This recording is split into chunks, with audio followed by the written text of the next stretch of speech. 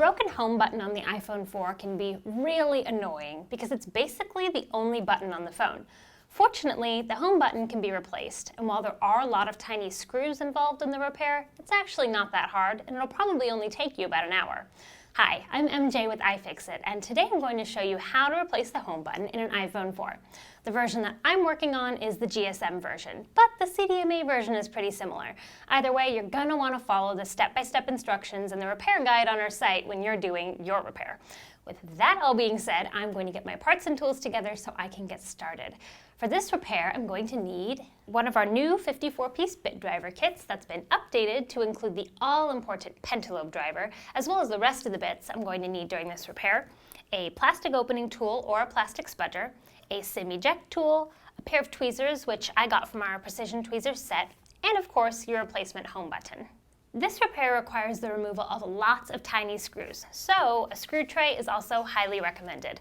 Not only is it good for securely storing your screws, but for remembering which screw came from where when you're following the repair guide. Lastly, I have an anti-static wrist strap, and this is going to protect my device from any accidental electrostatic discharge during my repair. Before I get started, I'm going to verify that my phone is powered off. And when I'm sure that it's off, I can begin by removing the two pentalobe screws down near the dock connector.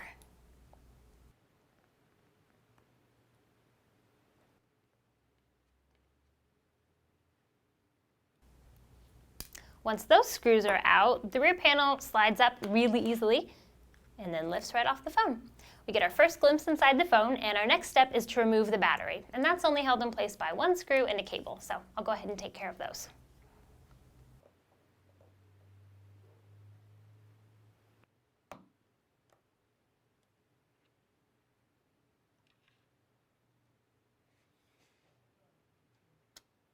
Now that that's done, the next step is to begin to pry the battery up with my iPod opening tool. You're going to start to pry gently along the sides, and then once it's mostly lifted up, you can use this plastic pull tab here to lift it out the rest of the way.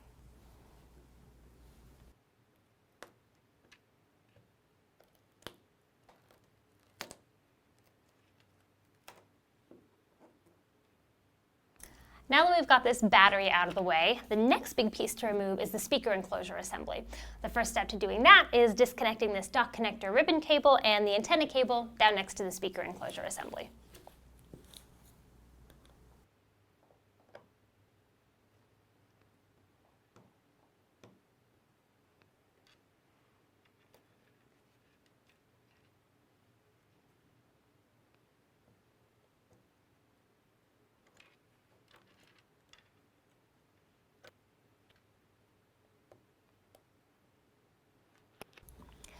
With this ribbon cable lifted up, you can see the two screws that are holding the speaker enclosure in place. Once those are removed, you can use your iPod opening tool to gently pry the speaker enclosure up and out of place.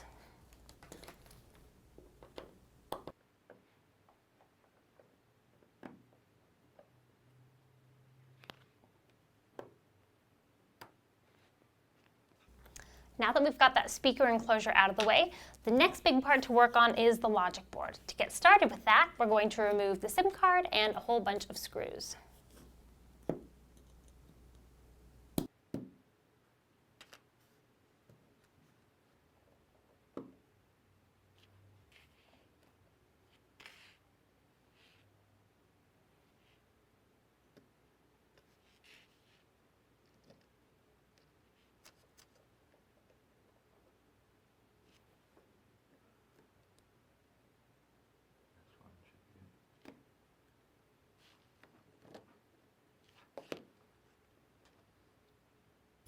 Now that we've got the logic board out, we can get started on the display assembly, which means we are almost done.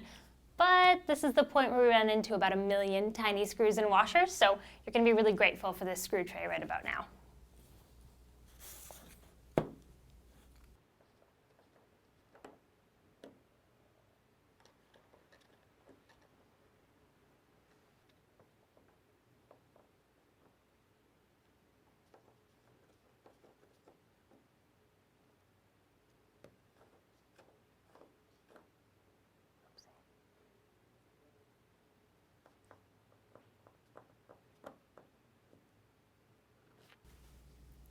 Now that all of those teeny tiny screws are out, you can begin to separate the display assembly from the bezel using your handy dandy plastic opening tool.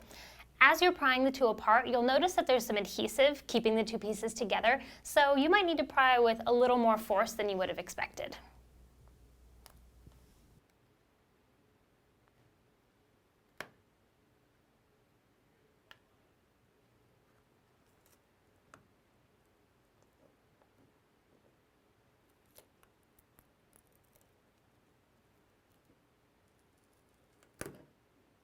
Okay, so with the display assembly raised off the bezel, we're going to start to separate the two, but not too hard because there are some cables we need to feed through the bezel.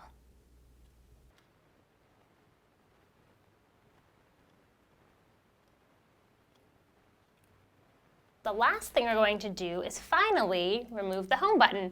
It's connected via a ribbon cable that locks into place, and you'll want to be very careful when lifting that latch up because it's pretty fragile.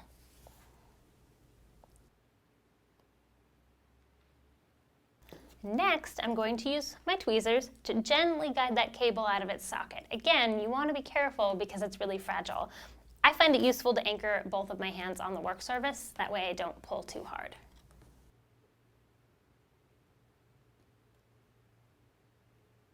As soon as that cable is disconnected, you can begin to lift the home button up and off of the bezel. Now all I have to do is install my new home button and reassemble my phone.